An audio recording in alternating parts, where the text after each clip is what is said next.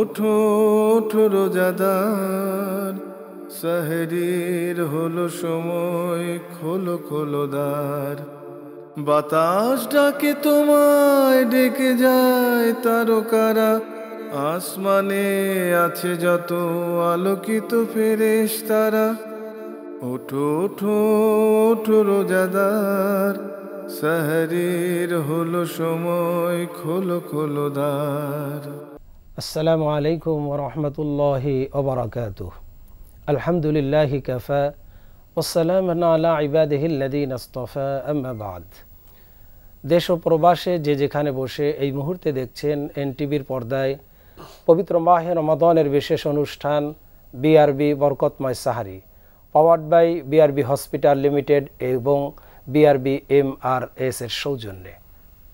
দর্শক, আমরা শুরুতেই শুনব মহাগ্রন্থ কোরআনুল কারীম থেকে তেলাওয়াত। সেহরির হলো সময়, খোলো খোলো দ্বার। আউযু বিল্লাহি মিনাশ শাইতানির রাজীম। বিসমিল্লাহির রহমানির রহিম।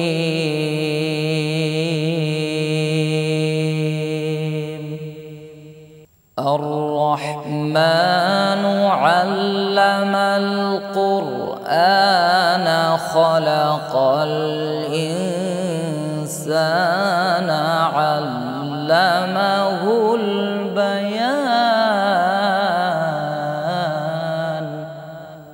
الشمس والقمر بحسبان والنجم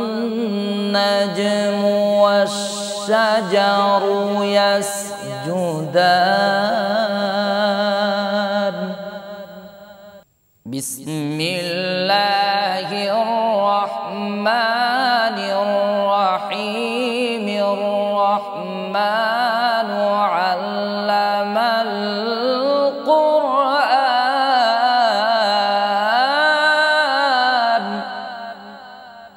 الرحمن علم القرآن خلق الإنسان علمه البيان.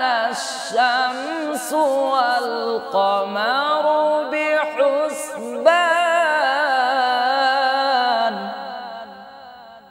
والنجم والشجر يسجدان.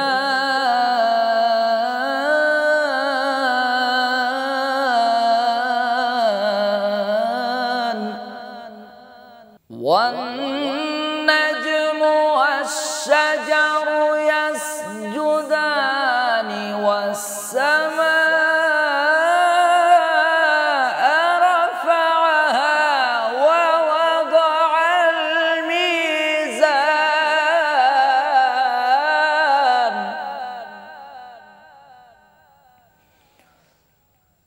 ألا تطغوا في الميزان وأقيموا الوزن بالقسط ولا تخسروا الميزان.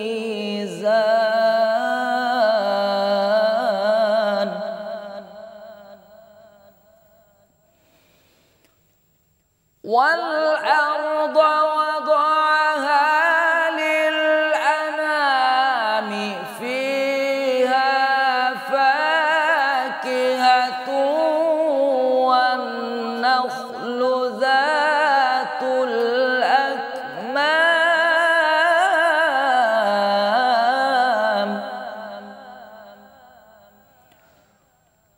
والحب ذو العصف والريحان.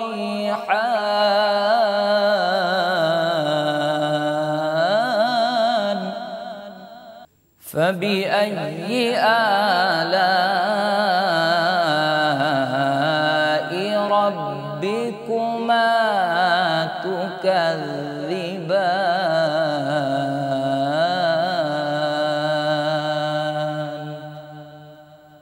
صدق الله العظيم.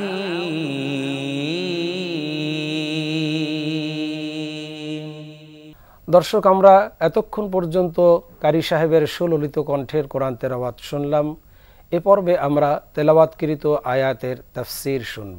সেহরির হলো সময়, খোলো খোলো দ্বার। আসসালামু আলাইকুম ওয়া রাহমাতুল্লাহি ওয়া বারাকাতুহু। সম্মানিত দর্শক, আমরা সূরাতুর রহমানের 1 থেকে 8 নম্বর আয়াতে কারিমার তেলাওয়াত শুনলাম।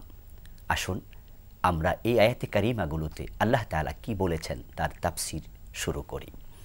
সূরাতুর রহমান পবিত্র কোরআন মাজিদের 55 নম্বর সূরা। এই সূরাতে আয়াত রয়েছে 78টি, রুকু রয়েছে এই সূরাতে মোট 3টি। আমরা যে আয়াতে কারিমাগুলো তেলাওয়াত হলো, আমরা দেখেছি শুরুই হলো আর রহমান শব্দ দিয়ে। আর রহমান এটা আল্লাহ তাআলার অসংখ্য সেপতি নামের একটি নাম, এবং এই নামটি একবারে শুরুর দিকেই এই নামটি কোরআন মাজিদে আল্লাহ তাআলা বারবার উল্লেখ করেছেন, কারণ মাখলুকের সাথে রয়েছে তার রহমতের সম্পর্ক। তিনি নিজে রহমান, তাই মাখলুককে রহমত দিয়ে সব সময় তিনি ভরপুর করে রাখেন। আল্লাহ পাক রব্বুল আলামিন নিজেকে এই নামে পরিচিত করতে খুব পছন্দ করেন। রহমতের সাগর তিনি। এই রহমতকে তিনি এতটাই ভালোবাসেন, এই গুণ যে মানুষ নিজে অর্জন করবে আল্লাহ তাকেও ভালোবাসেন। হাদিসে এসেছে, রাসূলুল্লাহ সাল্লাল্লাহু আলাইহি সাল্লাম বলছেন, আর রাহিমুন ইয়ারহামুহুমুর রহমান। ও রহমতওয়ালারা, তোমরা যারা দয়াদ্র, তোমাদের যাদের কলিজায় ভালোবাসা আছে, তোমরা শুনে রাখো, রহমান নিজে তোমাদের উপর রহমত নাজিল করেন। রাসূলুল্লাহ সাল্লাল্লাহু আলাইহি সাল্লাম বলছেন, ইরহামু মান ফিল আরদ ইয়ারহামুকুম মান ফিস সামা। তোমরা যদি জমিনবাসীদের উপরে দয়া প্রদর্শন করো, আকাশওয়ালা তোমাদের উপরে দয়া প্রদর্শন করবেন। রহমান আল্লাহ তাআলার খুবই গুরুত্বপূর্ণ একটি নাম। তাই আমরা যারা রহমতের সাথে সম্পৃক্ত হতে চাই, রহমানের রহমত পেতে চাই, আমাদের নিজেদের ভিতরে এই গুণটিকে তৈরি করে নিতে হবে। আল্লাহ পাক রব্বুল আলামিন এই সূরাতুর রহমানের প্রথম আয়াতে রহমান বলে তিনি তারপরে বললেন আল্লামাল কোরআন, তিনি কোরআন শিক্ষা দিয়েছেন। এ দিয়ে বোঝা যায় রহমানের সবচেয়ে বড় দয়া হলো মানুষের উপরে পবিত্র কোরআন শিক্ষা দেয়া। কোরআন যদি না আসতো, আমরা সত্যের পথ খুঁজে পেতাম না। কোরআন যদি না আসতো, আমরা জান্নাতের পথ চিনতাম না। কোরআন যদি না থাকতো, কোনটা হক কোনটা বাতিল আমরা জানতেই পারতাম না। রাসূলুল্লাহ সাল্লাল্লাহু আলাইহি সাল্লামের উপরে কোরআন আসার আগে ঈমানের রাস্তা তিনি নিজেও চিনতেন না। আল্লাহ তাআলা বলেছেন, ওমা কুনতা তাদরি মাল কিতাবু ওয়ালাল ঈমান। হে নবী, কি ঈমান কোনটা কিতাব আপনি নিজেও জানতেন না। অন্য আয়াতে আল্লাহ তাআলা বলেছেন, ওয়াজাদাকা দাল্লান ফাহাদা। আপনাকে তিনি পেয়েছেন পথ সম্পর্কে অনবহিত অবস্থায়, অতঃপর তিনি আপনাকে হেদায়াতের পথ প্রদর্শন করেছেন। আল্লাহ তাআলা পবিত্র কোরআন মাজিদে বলেছেন, শাহরু রমাদানাল্লাযী উনজিলা ফীহিল কুরআন হুদাল লিন্নাস ওয়া বাইয়িনাতিম মিনাল হুদা ওয়াল ফুরকান। রমজান মাস, এই মাসে কোরআন নাজিল হয়েছে, আর কোরআন হচ্ছে হুদাল লিন্নাস, বিশ্বমানবতার guide book, divine guide book. Quran স্বর্গীয় পথ নির্দেশনা, এবং মানুষের জন্য কিসে কল্যাণ কিসে অকল্যাণ, কোনটা হালাল কোনটা হারাম, কোনটা ন্যায় কোনটা অন্যায়, কোনটা সঠিক কোনটা ব্যাঠিক, সব কিছু এর মাঝে সুবিস্তারে বর্ণনা করা হয়েছে। এই জন্য কোনো মানুষ যদি ভালো মন্দ বুঝতে চায়, সত্য মিথ্যার পার্থক্য করতে চায়, হক হালাল হারামের মাঝে পার্থক্য নিরূপণ করতে চায়, কোরআনের বিকল্প নেই, কোরআনের কাছে তাকে যেতেই হবে। রমাদান মাসকে আমরা কোরআন শিক্ষায় কাজে লাগাবো, উদ্ভাসিত করব নিজের জীবনকে কোরআনের আলোকে। তারপর আল্লাহ তাআলা বলছেন, খালাকাল ইনসান। রহমান কোরআন শিখিয়েছেন এবং তিনি মানুষকে সৃষ্টি করেছেন। মানুষকে সৃষ্টি করেছেন কে? রহমান। তারপরে তিনি বলছেন, আল্লামাহুল বায়ান। আল্লাহ তাআলা আমাদেরকে কথা বলা শিখিয়েছেন। মানুষের উপরে তার কত বড় করুণা, রহমানের কত বড় রহমত, যে মানুষ তার মনের ভাব প্রকাশ করে যেভাবে, পৃথিবীর আর কোনো মাখলুক এভাবে প্রকাশ করে না। আমরা বলার মাধ্যমে প্রকাশ করি, আমরা ইঙ্গিতের মাধ্যমে প্রকাশ করি, আমরা লিখার মাধ্যমে প্রকাশ করি, আমরা গজলের মাধ্যমে প্রকাশ করি, আমরা সাহিত্যের মাধ্যমে প্রকাশ করি, আমরা কবিতার মাধ্যমে প্রকাশ করি, আমরা গানের মাধ্যমে প্রকাশ করি। সুবহানাল্লাহ, যে আল্লাহ তাআলা আমাদেরকে প্রকাশ ভঙ্গি শিখিয়েছেন, কথা শিখিয়েছেন, প্রকাশ করার নীতি রীতি শিখিয়েছেন, যেটা অন্য কোনো মাখলুককে এভাবে শিখাননি। এটা আল্লাহর বড় দয়া। এই জন্য আমাদের মুখ যেন আল্লাহ বিরোধী কাজে প্রকাশ না পায়, আমাদের কথা দ্বারা দ্বীনের ক্ষতি হয় এমনটা যেন না হয়, আমার মুখ দিয়ে কবিরা গুনাহ যেন অর্জন হয় এমন কাজ আমি না করি। যে আল্লাহ তাআলা আমাকে কথা শিখিয়েছেন ওই আল্লাহর হুকুম মোতাবেক যেন আমি আমার মুখকে কাজে লাগাই। অথচ অধিকাংশ মানুষ জাহান্নামী যারা হবে মুখের কারণেই হবে। জাহান্নামীদের অধিকাংশ দুটি অপরাধে জাহান্নামে যাবে। একটা হচ্ছে তার ঠোঁটের দুই ঠোঁটের মাঝখানের এই জিহবার ব্যবহার সে ভালো করে করবে না, আরেকটি হচ্ছে দুই রানের মধ্যবর্তী স্থানের ব্যবহার ভালো করে করবে না। রাসূলুল্লাহ সাল্লাল্লাহু আলাইহি ওয়াসাল্লাম বলেছেন, মান ইয়াদমানলি মা বাইনা লাহিয়াইহি ওয়া মা বাইনা রিজলাইহি আদমান লাহুল জান্নাহ। যে ব্যক্তি তার দুই চোয়ালের মাঝখান অর্থাৎ তার জিহবা এবং দুই রানের মধ্যবর্তী স্থান তার লজ্জাস্থান আমার জিম্মায় দেবে, আমি নবী তার জান্নাতের জিম্মাদার হয়ে যাব। তারপর আল্লাহ তাআলা বলছেন, আশ-শামসু ওয়াল কামারু বিহুসবান। ও মানুষেরা, তোমরা তো কত ছোট, আকৃতি তোমাদের এতটাই ছোট, একটা বড় পাথরের পাশে দাঁড়ালে তোমরা তো চিচ্ছি হয়ে যাও। এক এক পাথর আছে যে বিশাল বড়, তোমরা তার তুলনায় এতটুকু ছোট। আর মরুভূমির তুলনায় কত ছোট, আকাশের তুলনায় তোমরা আরও কত ছোট। এই আকাশের মাঝে আছে চন্দ্র তারকা, কত রকমের গ্রহ উপগ্রহ, তার মাঝে আছে সূর্য এবং চন্দ্র, আমি আল্লাহর হুকুমে চলছে। আর তোমরা ছোট্ট মানুষ, আমার হুকুম মানছ না। এ সূর্য হচ্ছে পৃথিবীর তুলনায় 13 লক্ষ গুণ বড়। সুবহানাল্লাহ, আল্লাহর কথার বাহিরে সূর্য একটুকু নড়াচড়াও করে না। আল্লাহ তাআলা বলছেন, হিসাব মতো চলছে চন্দ্র এবং সূর্য, তোমরাও আমার হিসাব মেনেই চলো। এরপর আল্লাহ তাআলা বলছেন, ওয়ান নাজমু ওয়াশ শাজারু ইয়াসজুদান। বৃক্ষলতা, তরুলতা, চন্দ্র তারকা, কাণ্ডওয়ালা বৃক্ষ, কাণ্ডবিহীন বৃক্ষ সবাই আমাকে সেজদা করছে। আল্লাহ তাআলা বুঝিয়ে দিলেন, তোমাদেরও আমাকেই সেজদা করা উচিত। তারা যদি আমার কাছে অবনত হয়, বিনয়ী হয়, আমার অনুগত হয়, তাহলে তোমরা কেন নয়, তোমরাও আমার প্রতি বিনয়ী হও, অনুগত হও। আল্লাহ তাআলা সূর্য তাকে আনুগত্য করছে, চন্দ্র করছে, গাছগাছালি তাকে সেজদা করছে, এগুলো বলে তিনি আমাদেরকে বোঝাচ্ছেন, তোমরা কেন এর বাহিরে। আমরা যারা এখনো আল্লাহ তাআলার আনুগত্যের সীমায় আসতে পারিনি, আমাদের আসা উচিত। এই রমাদানে আমাদের সিদ্ধান্ত নেওয়া উচিত যে আমরা আর বাহিরে থাকবো না। আল্লাহ পাক রব্বুল আলামিন জোর করে কোনো মানুষকে হেদায়াত দেন না, তবে হ্যাঁ তিনি ছাড় দেন, কিন্তু ছেড়ে দেন না। আল্লাহ তাআলা পরবর্তী আয়াতে বলছেন, ওয়াস-সামাআ রাফাআহা ওয়া ওয়াদাআল মিজান। আল্লাহ তাআলা আকাশকে উচ্চকিত করেছেন এবং তিনি ন্যায়ের মানদণ্ড প্রতিষ্ঠিত করেছেন। অর্থাৎ আকাশকে তিনি উচ্চকিত করে ন্যায়ের মানদণ্ড প্রতিষ্ঠিত করে আমাদেরকে বোঝাচ্ছেন তার ক্ষমতার বলয় কতটা পরিব্যাপ্ত, তিনি কতটা ক্ষমতার মালিক। ওই আল্লাহ তাআলা কিন্তু আবার একদিনই আকাশকে ভেঙেও দেবেন। সুতরাং তার শক্তির সম্মুখে আমরা বড়ই অসহায়, তাই আমরা যেন ফিরে আসি তার আনুগত্যের সীমানায়। তারপর তিনি বলছেন, আল্লাহ তাতগাউ ফিল মিজান। ও দুনিয়ার মানুষেরা, তোমরা ন্যায়ের পাল্লাকে নষ্ট করে দিও না, তোমরা সীমালঙ্ঘন করো না সত্যের সীমানার। যে ন্যায় প্রতিষ্ঠিত করার জন্য আমি নবী রাসূলদেরকে পৃথিবীতে পাঠিয়েছি, তারা যে কাজটি করে গেছেন ওই কাজ তোমরা করতে থাকো, অন্যায় করো না, সীমালঙ্ঘন করো না। কিন্তু আজকে সমাজের দিকে আমরা তাকালে দেখতে পাই ন্যায়ানুগ মানুষের সংখ্যা বড়ই কম। প্রত্যেকটি মানুষ যেন সুযোগ সন্ধানী হয়ে গিয়েছে, একটু সাঁচ পেলেই যেন আমরা সীমালঙ্ঘন করছি। তবে হ্যাঁ, আল্লাহর ভালো বান্দাও আছে, না থাকলে আকাশ এবং জমিন টিকে থাকতো না। তবে তাদের সংখ্যা দিন দিন কমে যাচ্ছে। তাই আমরা যারা আছি, রমজানে রোজা রাখছি, আজকের আলোচনা শুনছি, আমরা যেন কমপক্ষে সত্যের ব্যাপারে আপোষহীন হয়ে যাই। আমরা কখনো সত্যের মানদণ্ড অতিক্রম করব না এবং আমরা শরীয়তের সীমা লক্ষ্য রেখে জীবন পরিচালনা করব। সত্যি যদি আমরা সত্যের সীমা রক্ষা করে জীবন চালাতে পারি, তাহলে দুনিয়ায় আমরা শান্তি পাব, আখেরাতে নিশ্চয়ই আমরা মুক্তি পাব, মিলে যাবে আল্লাহর নেয়ামতে পরিপূর্ণ অপার জান্নাত। আল্লাহ তাআলা আমাদের সকলকে এই আয়াতে কারিমাগুলোর আলোকে নিজের জীবনকে কোরআনের রঙে রঙিন করে জীবন সাজানোর তৌফিক দান করুন। আমিন। আসসালামু আলাইকুম ওয়া রাহমাতুল্লাহি ওয়া বারাকাতুহু। দর্শক, আমরা কোরআন তেলাওয়াত এবং তাফসির শুনলাম।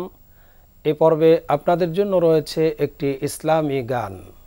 সাহরির হলো সময়, খোলো খোলো দ্বার, হেরার ওই পথ ধরে মরুয়ারবে এসেছিলে প্রিয় নবীজি আমার, তাগুতের ভিত ভেঙে দিন কায়েমের তরে ছিলে তুমি যে সেরা রাহবার, ছিলে তুমি যে সেরা রাহবার। তোমার দাওয়াত পে পাপী বেদুইন অসৎ পথ ছেড়ে হয়ে গেল মুমিন। তোমার দাওয়াত পে পাপী বেদুইন অসৎ পথ ছেড়ে হয়ে গেল মুমিন। পরশ পাথর পেল জীবন গড়ার, তাগুতের ভিত ভেঙে দিন কায়েমের তরে ছিলে তুমি যে সেরা রাহবার, ছিলে তুমি যে সেরা রাহবার। ধন্য আরব তুমি, ধন্য হেরা, যেখানে সে ছিল সৃষ্টির সেরা। ধন্য আরব তুমি, ধন্য হেরা, যেখানে সে ছিল সৃষ্টির সেরা। রহমতি নবী তুমি মানবতার, তাগুতের ভিত ভেঙে দিন কায়েমের তরে ছিলে তুমি যে সেরা রাহবার, ছিলে তুমি যে সেরা রাহবার, ছিলে তুমি যে সেরা রাহবার। মাওলানা বেলাল হোসেন সাহেব, আপনার কাছে জানতে চাই যে ইসলাম পূর্ণাঙ্গ একটি জীবন বিধান, আর ইসলাম এসেছে মানুষের জন্য। মানুষের ভিতরে দুটি শ্রেণী, একটি হচ্ছে পুরুষ, একটি হচ্ছে নারী। এই নারী এবং পুরুষ দুজনের জন্যই ইসলাম একটি পূর্ণাঙ্গ নীতিমালা বিধান দিয়েছে এবং সকলের অধিকার ইসলাম পরিপূর্ণভাবে দিয়েছে। তো ইসলামে নারীর অধিকার নিয়ে আমাদের সমাজে কিছুটা ভুল বুঝ আছে, বুঝের ভিতরে কিছুটা ভুল আছে, কিন্তু এই বিষয়টি ইসলাম থেকে নারীর অধিকার যে পুরুষের চাইতে কোনো অংশে কম নয়, বরং অনেক অংশে আরও বেশি, যদি আপনি কোরআন এবং সুন্নাহ থেকে যদি দর্শকদের জন্য বলেন। আলহামদুলিল্লাহ ওয়াসসালাতু ওয়াসসালামু আলা রাসূলিল্লাহ ওয়া বা'দ। মহান রব্বুল আলামিনের দরবারে অসংখ্য শুকরিয়া আদায় করছি, যিনি এই পৃথিবীতে মানুষ সৃষ্টি করেছেন। সূরা নিসার ভিতরে প্রথমে বলেছেন ইয়া আইয়ুহান নাসু তাকু রাব্বাকুমুল্লাযী খালাকাকুম মিন নাফসিন ওয়াহিদা ওয়া খালাকা মিনহুমা রিজালান কাসীরা ওয়া নিসাআ ওয়াত্তাকুল্লাহাল্লাযী তাসাআলুনা বিহি ওয়াল আরহাম। মহান রব্বুল আলামিন সৃষ্টি তত্ত্ব প্রথম যে সৃষ্টি করলেন সেখান থেকে বলেছেন আদম আলাইহিস সালামকে সৃষ্টি করার পর আদম আলাইহিস সালামকে জান্নাতে দেওয়া হলো, জান্নাতে দেওয়ার পরে সেখানে হাওয়া আলাইহিস সালামকে সৃষ্টি করা হলো। এখানে এক অধিকার শুরু হয়ে গেল, দেখেন জান্নাতের অধিকার। জান্নাতে পুরুষকে দেওয়া হয়েছে, আদম আলাইহিস সালাম তো ভালো লাগতেছে না, তাই তার একটা সঙ্গে দেওয়া হলো, একজন নারীকে দেওয়া হলো। সেই নারী কিন্তু ওখানে জান্নাতের ভাগী হয়ে গেল। সুবহানাল্লাহ, জান্নাতেই তার জন্ম, জান্নাতেই তার জন্ম এবং জান্নাতে তার অধিকার শুরু হয়ে গেল। এটা সবচেয়ে বড় অধিকার কিন্তু, যে জান্নাত পাওয়াটা। নারী দিয়ে সবচেয়ে বড় অধিকার প্রতিষ্ঠিত করলেন আল্লাহ পাক প্রথমেই জান্নাতে দিয়ে। এরপরে আল্লাহ পাক বলেছেন লিররিজালি নাসিবুম মিম্মা ইকতাসাবু ওয়া লিন্নিসাই নাসিবুম মিম্মা ইকতাসাবনা। নারী পুরুষের যেরকম অধিকার রয়েছে ঠিক অনুরূপ নারীর অধিকার রয়েছে। সুবহানাল্লাহ। তো আমরা যদি আইয়ামে জাহিলিয়াতের ইতিহাসের দিকে তাকাই, যে এই দৃশ্যটা শুনলে আপনি আশ্চর্য হয়ে যাবেন যে নারীটা কতটা নিগৃহীত ছিল ইসলামের আগে। অর্থাৎ রাসূল সাল্লাল্লাহু আলাইহি সাল্লামের উপরে যে কোরআন নাজিল হবে তার আগের যে ডেইজ অব ইগনোরেন্স ছিল, যে আইয়ামুল জাহিলিয়া ছিল, সে সময়ে একজন পুরুষ এক বাড়ির যদি 7টা মেয়ে থাকতো 7টা মেয়েকে বিয়ে করতে পারতো। নাউযুবিল্লাহি মিন যালিক। নারীদের অধিকার বলতে কিছু ছিল না। তো নারীদের এতটা অধিকার নিচে নেমে গিয়েছিল যে যখনই কোনো নারী জন্মগ্রহণ করতো, মেয়ে জন্মগ্রহণ করতো, এই ভবিষ্যতে যে লাঞ্ছনা গঞ্চনা পোহাতে হবে সেই দৃষ্টিকোণ থেকে বাবা কি করতো, তাকে গলা টিপে মেরে ফেলতো, জীবন্ত কবর দিত। এই জন্য আল্লাহ পাক বলছে ওয়াইজাল মাউউদাতু সুইলাত বিআইয়ি যামবিন কুতিলাত, কি অপরাধে এই কিয়ামতের দিন আল্লাহ প্রশ্ন করবেন। রাসূল সাল্লাল্লাহু আলাইহি সাল্লাম কাছে আমার একটা ঘটনা মনে পড়ে গেল, যে আইয়ামে জাহিলিয়াতের সময় যে একজন সাহাবী পরবর্তী পর্যায়ে ইসলাম গ্রহণ করেছেন, কিন্তু আগে নিজের মেয়েদেরকে 9টা মেয়েকে সে নিজের হাতে জীবন্ত প্রতিষ্ঠিত করেছে। নাউযুবিল্লাহি মিন যালিক। ইসলাম এসে এটাকে বন্ধ করে দিল, যে নারীর যে অধিকারটা, তখন তো কোনো অধিকারই ছিল না, শুধু ভোগ্য সামগ্রী ছিল। আর ইসলাম এসে আল্লাহ রাসূল বললেন আল জান্নাতু তাহতা আকদামিল উম্মাহাত। সুবহানাল্লাহ, মায়ের পায়ের নিচে জান্নাত। আপনি কি একটি হাদিসে দেখাতে পারবেন যে আল্লাহ রাসূল বলেছেন যে বাপের পায়ের নিচে জান্নাত? এটা বলে না, কিন্তু সন্তুষ্টির ব্যাপারে আল্লাহ হাবিব বলেছেন হুমা নারুকা ওয়া জান্নাতুকা, জান্নাতুকা। আমার বাবার সন্তুষ্টিতে আল্লাহর সন্তুষ্টি। হুমান সাখাতুল্লাহ ফি সাখাতিল ওয়ালিদাইন ওয়া রিদাল্লাহ ফি রিদাল ওয়ালিদাইন, এই কথাগুলি আল্লাহ রাসূল বলেছেন। কিন্তু ইসলাম যে এই মায়ের এত মর্যাদা দিলেন, এখন দেখুন যে সকলে কিন্তু এখন আমরা মায়ের দিকে বেশি করে, আমরা আল্লাহর হাবিবের কাছে বলা হয়েছে অধিকার সম্পর্কে আমি খেদমত করবো কার, তখন বলা হলো মায়ের।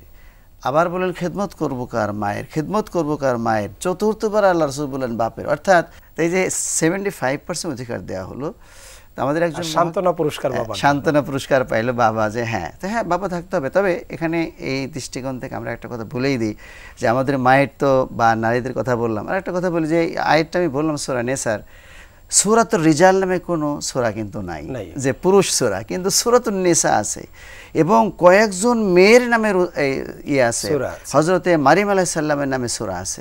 তাই মায়ের এই অধিকার, নারীর অধিকারটা তো আল্লাহ পাক কোরআনে সংরক্ষিত করে দিয়েছেন।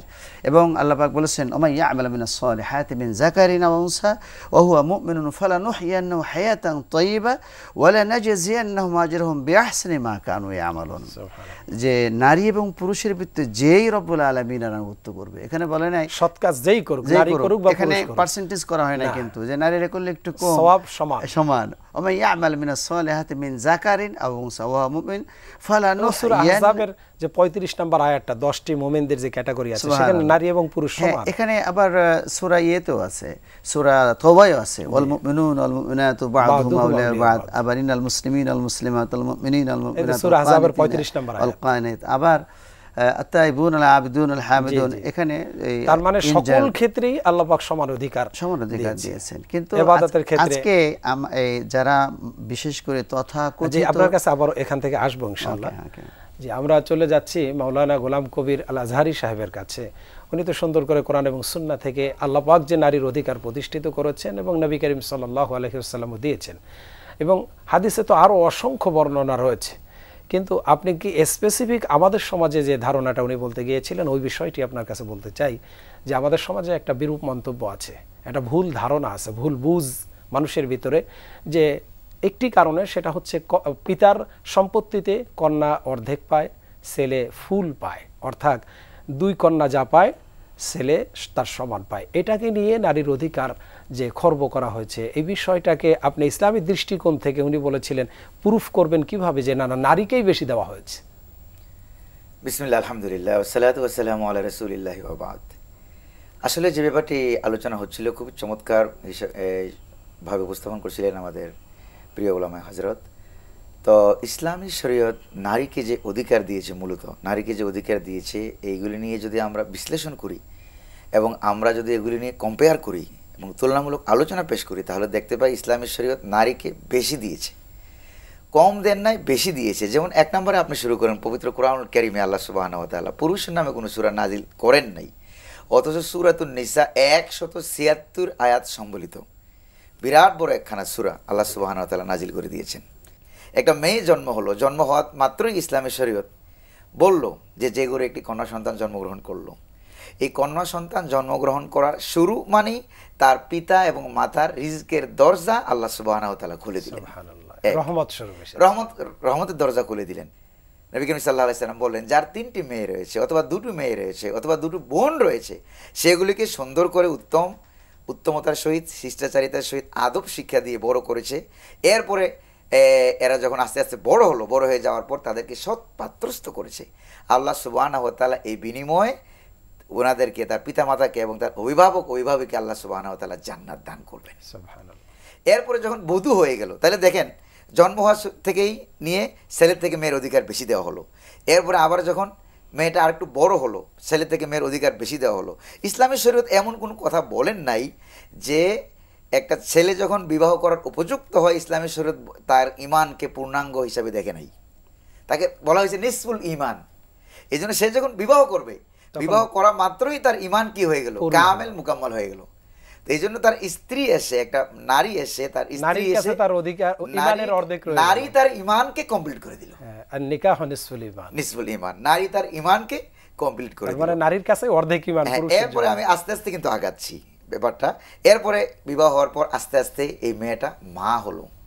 বিআরবি বরকতময় সাহারি powered by BRB hospital limited এবং বিআরবি এমআরএস এর সৌজন্যে, প্রিয় দর্শক, সুন্দর একটি বিষয় আমাদের আলোচনা চলছে, নারীর অধিকার ইসলামে কি দিয়েছে। আসুন আমরা আপনার কাছ থেকেই আবার শুরু করব যেখান থেকে আপনি থেমেছিলেন। আপনার কাছে প্রশ্ন, যে বিশ্ব নবীও নারীকে কতটা, কন্যাকে কতটা ভালোবেসেছেন, এই যে আপনার আলোচনায় যদি এই বিষয়টিও দর্শকদের জন্য পেশ করেন, যে বিশ্ব নবী আচার আচরণে, ব্যবহারে কিভাবে নারীদের প্রাধান্য দিয়েছেন, কন্যাকে প্রাধান্য দিয়েছেন। যেমন রাসূল করিম সাল্লাল্লাহু আলাইহি সাল্লাম এই কন্যাদেরকে কিভাবে প্রাধান্যটা দিয়েছেন।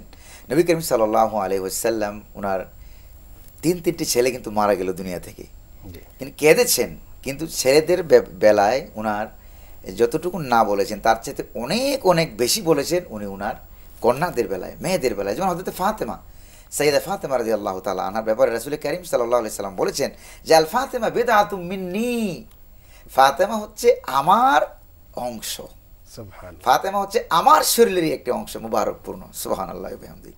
আবার বলেছেন ফাতেমাতু সাইয়্যিদাতু নিসাই আহলিল জান্নাহ, ফাতেমা হচ্ছে জান্নাতের সমস্ত নারীদের সর্দারিনী। এমনকি রাসূল করিম সাল্লাল্লাহু আলাইহি সাল্লাম উম্মুল মুমিনিন আয়েশা রাদিয়াল্লাহু তাআলা আনহার সাথে একই ঘরে ছিলেন। থাকা অবস্থায় একটা মহিলা আসলো, হাদিস শরীফে আসছে, একটা মহিলা আগমন করলো, তার ডান কোমরে এবং বাম কোমরে 2টা কন্যা সন্তান নিয়ে এসে আগমন করলো। নবী করিম সাল্লাল্লাহু আলাইহি সাল্লাম এর ঘরে যখনই যা থাকতো তিনি হাদিয়া হিসেবে মেহমানদেরকে দান করতেন। এটা তার একটা অভ্যাস ছিল। আয়েশা রাদিয়াল্লাহু তাআলা আনহা 3টি খেজুর নিয়ে গেলেন, 2 কন্যাকে 2টা দান করলেন, আর ওই মহিলাকে, মাকে একটা খেজুর দান করলেন। তখন মা আয়েশা রাদিয়াল্লাহু তাআলা আনহা লক্ষ্য করে দেখলেন যে এই মহিলাটা 2টা সন্তানকে 2টো খেজুর দান করলো, 2টি কন্যা সন্তানকে 2টো খেজুর দান করলো, এরা এগুলি খেয়ে ফেললো। খেয়ে এই 2টো বাচ্চা, মায়ের হাতে কিন্তু আরেকটা খেজুর অবশিষ্ট, মা কিন্তু এটা খাচ্ছে না। সুবহানাল্লাহ, মা কাকে বলে? খাচ্ছে না।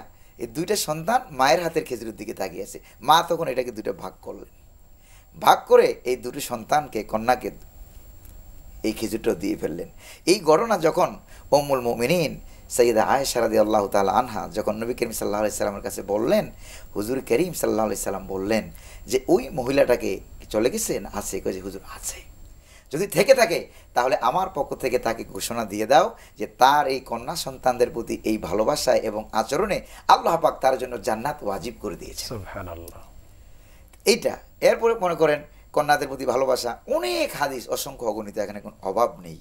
তাদের মোকাবেলায়, তাদের পরিচর্যা করার মোকাবেলায় ইসলামী শরীয়ত যেখানে জান্নাতের ওয়াদা করেছে। এরপরে মনে করেন এই কন্যাটা যখন মা হয়ে গেল, বিবাহ হওয়ার পর যখন মা হয়ে গেল, মা হয়ে যাওয়ার পর বাবা এবং মা, আইয়ুন্নাসি বিহুসনি সোহবতি ইয়া রাসূলুল্লাহ, হুজুর কোন মানুষ আমার কাছে সবচেয়ে বেশি ভালো ব্যবহার পাওয়ার উপযুক্ত? নবী করিম সাল্লাল্লাহু আলাইহি সাল্লাম বলেন উম্মুক, ক্বালা সুম্মা মান, ক্বালা উম্মুক, ক্বালা সুম্মা মান, ক্বালা উম্মুক, ক্বালা সুম্মা মান, ক্বালা উম্মুক, ক্বালা সুম্মা মান, ক্বালা আবুক। নবী করিম সাল্লাল্লাহু আলাইহি সাল্লাম মাকে এখানে পিতার চাইতে 3 গুণ অধিকার বাড়ায় দিলেন। তাহলে দেখেন কন্যা হিসাবে নারীর অধিকার বেশি, মেয়ের অধিকার বেশি, ছেলে মেয়ে হিসাবে মেয়ের অধিকার বেশি, তারপরে বাবা মা হিসাবে মায়ের অধিকার বেশি, শুধুমাত্র একটা পয়েন্টে স্বামী আর স্ত্রী। এখানেও তো আপনার যে স্বামীটা মানে সে আরেকজনের সন্তান, বাবার কাছ থেকে বোনের ডবল পেল, কিন্তু সে কিন্তু আরেকটা কন্যার দায়িত্ব নিল, আরেকটা কন্যা কিন্তু সে দায়িত্ব নিল সারা জীবনের জন্য। তো স্বামী আর স্ত্রীর ক্ষেত্রে আমি একটা হাদিস শোনাতে চাই, এরপর আমি আপনি যে পয়েন্টটা এখন উল্লেখ করলেন সেটা তো একটু ইঙ্গিত করবো ইনশাআল্লাহ। তো এখানে স্বামী আর স্ত্রীর ক্ষেত্রে ইসলাম স্বামীর অধিকার একটু বাড়িয়ে দিয়েছে। কেন বাড়িয়ে দিয়েছে? আর রিজালু কাওয়ামুনা আলান নিসা, দায়িত্বশীল পুরুষদেরকে আল্লাহ পাক যেভাবে অবয়ব দিয়ে গঠন করেছেন, নারীর অবয়বের গঠনটাই প্রমাণ করে যে তার জন্য একজন সিকিউরিটি দরকার। নারীর গঠনটাই প্রমাণ করে তার জন্য একজন সিকিউরিটি দরকার। এই জন্য তার স্বামীকে আল্লাহ পাক তার সিকিউরিটি বানিয়েছেন, আগে তার পিতাকে আল্লাহ পাক তার সিকিউরিটি বানিয়েছেন, পিতার অনুপস্থিতি তার ভাইকে আল্লাহ পাক তার জন্য সিকিউরিটি দায়িত্ব দিয়েছেন, বানিয়েছেন। এই জন্য গঠনটাই কিন্তু প্রমাণ করে। দেখেন এই স্বামীটা কিন্তু ছেলে মেয়ে হিসেবে মর্যাদা কিন্তু সে ছিল 2য় নম্বরে, জন্মসূত্র সে ছিল 2য় নম্বরে, পিতা মাতা হিসেবেও সে কিন্তু 2য় নম্বরে, হ্যাঁ। কিন্তু শুধু স্বামী হিসাবে সে, তার মানে কি 3টা পয়েন্টে মহিলা আগায় গেল, কন্যারা আগায় গেল, আর 4টা পয়েন্টে কন্যারা আগায় গেল, শুধু এই দিক থেকে একটা পয়েন্টে খালি অর্ধেক, একটা পয়েন্টে স্বামী। তাহলে আমি বলবো ইসলামী শরীয়ত নারীকে অধিকার বেশি দিয়েছে, মানে নারী পেল ট্রিপল অধিকার, হ্যাঁ 5 দিক থেকে পেল, 5 দিক থেকে ইসলামী শরীয়ত তাকে দিল অধিকার বেশি দিয়েছে।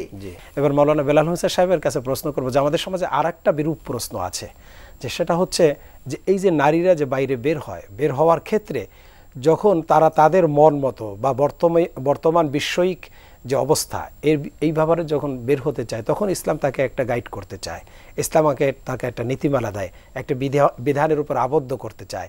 এই জায়গাটায় বলে যে না, নারীর অধিকার খর্ব হয়েছে। এই বিষয়টা যদি আপনি একটু তুলে ধরতেন। অত্যন্ত চমৎকার এবং যুগ উপযোগী যুক্তিসঙ্গত একটি প্রশ্ন করেছেন, এবং এটা একটা প্র্যাকটিক্যাল বিষয়। প্রতিনিয়ত এটা আমরা মুখোমুখি হচ্ছি যে নারীরা যখন বের হবে, তখন বের হওয়ার বিষয়ে তো পবিত্র কোরআনেই বলেছেন ওয়াকারনা ফি বুয়ুতিকুন্না ওয়ালা তাবাররাজনা তাবাররুজাল জাহিলিয়াতিল উলা, জাহিলিদের মতো, জাহিলদের মতো যারা ইসলামের ধার যারা ধারে না, তাদের মতো যেন মুসলিম মেয়েরা না বের হয়। মেয়েরা বের হতে পারবে, চাকরি করতে পারবে, তার ব্যবসা বাণিজ্য করতে পারবে, শিক্ষা দীক্ষা সব জায়গায় পার্টিসিপেট মেয়েরা করতে পারবে, কিন্তু কিছু they have some terms and conditions. এক নম্বর হচ্ছে they have to maintain the hijab and purdah, তাদেরকে অবশ্যই পর্দা মেনটেইন করতে হবে। আল্লাহ পাক পবিত্র কোরআনুল কারীম সূরা নূরে বলেছেন ওয়াকুল লিল মুমিনাতি ইয়াগদুদনা মিন আবসারিহিন্না ওয়া ইয়াহফাজনা ফুরুজাহুন্না ওয়া লা ইবদিনা যিনাতাহুন্না। এই যে আল্লাহ পাক শর্ত দিয়ে দিয়েছেন যে দে হ্যাভ টু কন্ট্রোল দেয়ার আইজ, তাদের এই চরিত্রকে সংবরণ করবে। আরেকটি হলো তাদের সৌন্দর্যকে প্রকাশ করবে না। এখন দেখুন বাইরে যখন বের হয়, মেয়েরা মেকআপ করে বের হয় যে তাকে যাতে সুন্দর লাগে, তাকে অর্থাৎ সে শো করতে চায় যে আমি কেমন। সুতরাং যারা বের হবে, আল্লাহ পাকের সূরা আহজাবের ভিতরে যে আয়াতটা রয়েছে, এই পর্দার বিধানটা কেন আসলো? কারণ পর্দার বিধানটা পুরুষকে তার প্রতি আকৃষ্ট করে সৃষ্টি করেছেন, এটা একটা সিকিউরিটি। তো মহিলা যখন বাইরে যাবে সমস্ত পুরুষ মাসির মতো খরিদ্দারের মতো, যে যদি দেখা যায় খুব সুন্দর লাগতে সবাই একটু তাকাইতেছে, এই যে জন্য কোন নজর হলো। হ্যাঁ, এই যে তিনি তার এই খোলা থাকার কারণে, তার সৌন্দর্য বেরিয়ে থাকার কারণে যে সমস্ত পুরুষেরা এই নজর দেওয়ার কারণে জিনাহের গুনাহ হলো। আল্লাহ হাবিব বলছেন ওয়াল আইনু জানাহু আন নাজরু, আর এই চোখের চোখের জেনা জেনা হচ্ছে হচ্ছে নজর। এই যে নজর দিল, একটু মজা পাইলো, একটু হাই হুই করলো, এই যে যত কিছু করলো সব কিন্তু জেনা হয়ে গেল। অন্তরের ভিতরে কল্পনা চলে আসলো। ধরেন 200-300 লোক তাকে দেখেছে এবং তাদের মনের ভিতরে দারুণ লাগতেছে।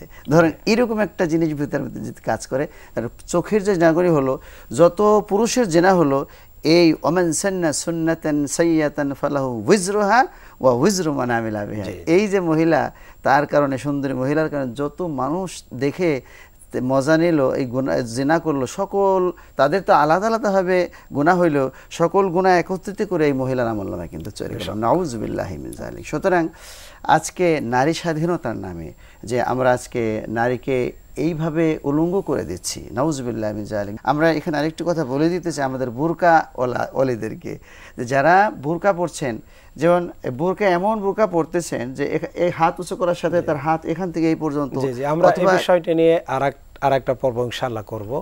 আজকে আমাদের সময় শেষ হয়ে গেছে। এটা খুবই মারাত্মক যে বোরকা পরতেছে অথচ তার সবকিছু দেখা যাচ্ছে, এটা আমাদের পরিহার করতে হবে। অসংখ্য শুকরিয়া আপনাদের দুজনকে সুন্দর আলোচনার জন্য। প্রিয় দর্শক, আমাদের সময় একেবারে শেষ হয়ে গিয়েছে, অথচ যে বিষয়টি আমরা আলোচনা করতেছিলাম, ব্যাপক সময়ের প্রয়োজন ছিল এই বিষয়টা নিয়ে আলোচনা করার জন্য। তো ভবিষ্যতে ইনশাআল্লাহ আমরা আরও আলোচনা আপনাদের জন্য রাখবো এই বিষয়ে। তো আমরা একেবারে শেষ প্রান্তে চলে এসেছি। আপনারা দেখতেছিলেন বিআরবি বরকতময় সাহারি, powered by BRB hospital limited এবং বিআরবি MRS এর সৌজন্যে। প্রিয় দর্শক, আমরা শেষ করব, তবে একটি কথা আজকের আলোচনার সারমর্ম হচ্ছে, নারীর অধিকার পৃথিবীর কোনো তন্ত্রমন্ত্র দেয়নি। নারীর অধিকার প্রতিষ্ঠিত করেছেন যিনি, নারীকে সৃষ্টি করেছেন সুন্দর আকর্ষণীয় করে, সেই মহান রবই তার নবীর মাধ্যমে নারীর অধিকার প্রতিষ্ঠিত করেছেন। যদি আমাদের নারীরা, আমাদের বোনেরা, আমাদের মায়েরা যদি ইসলামকে সুন্দরভাবে প্রতিপালন করেন, ইসলামী আদর্শটাকে গ্রহণ করেন, তবেই তারা দুনিয়াতে যেমন সম্মানিত হবেন, পরকালে আল্লাহর জান্নাতবাসী হবেন নিঃসন্দেহে। আল্লাহ পাক যেন আমাদের নারীদেরকে কবুল করে নেন। আমরা শেষ করব, তবে একটি ইসলামী গান শুনতে শুনতে আমরা বিদায় নেব। হাযা মা ইনদি ওয়াল ইলমু ইনদাল্লাহ আলাইহি তাওয়াক্কালতু ওয়া ইলাইহি উনীব। আসসালামু আলাইকুম ওয়া রাহমাতুল্লাহি ওয়া বারাকাতুহু। পৃথিবী আমার আসল ঠিকানা নয়, মরণ একদিন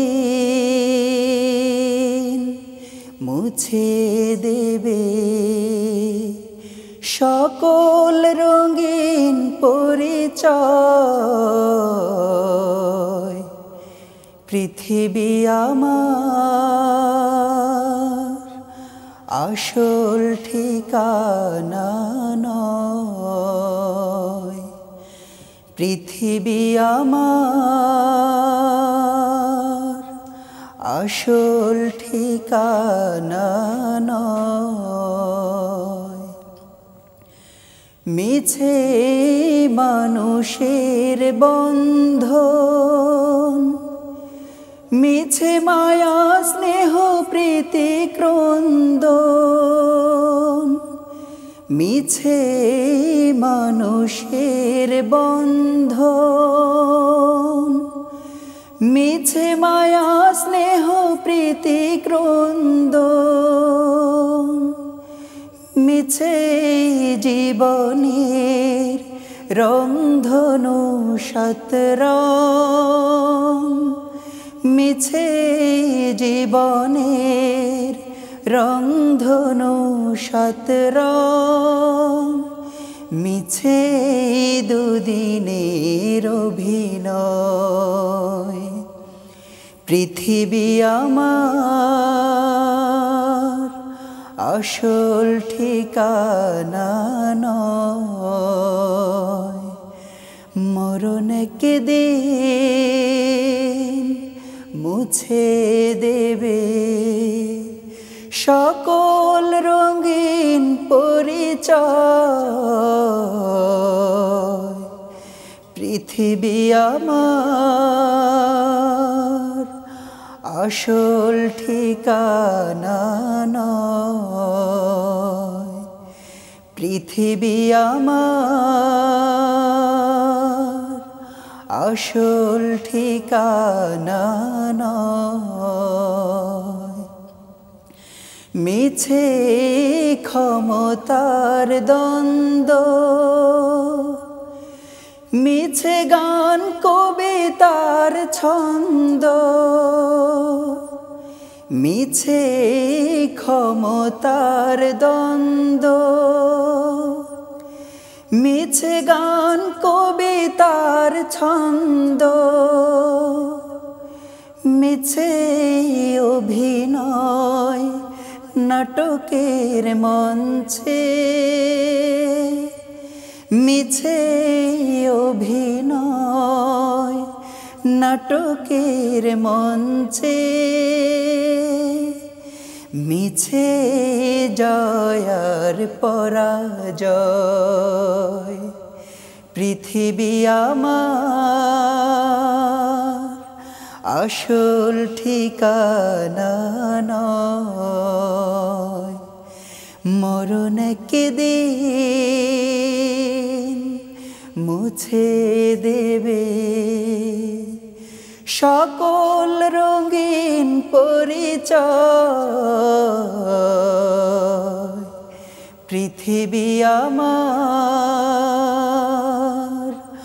আসল ঠিকানা নয়, পৃথিবী আমার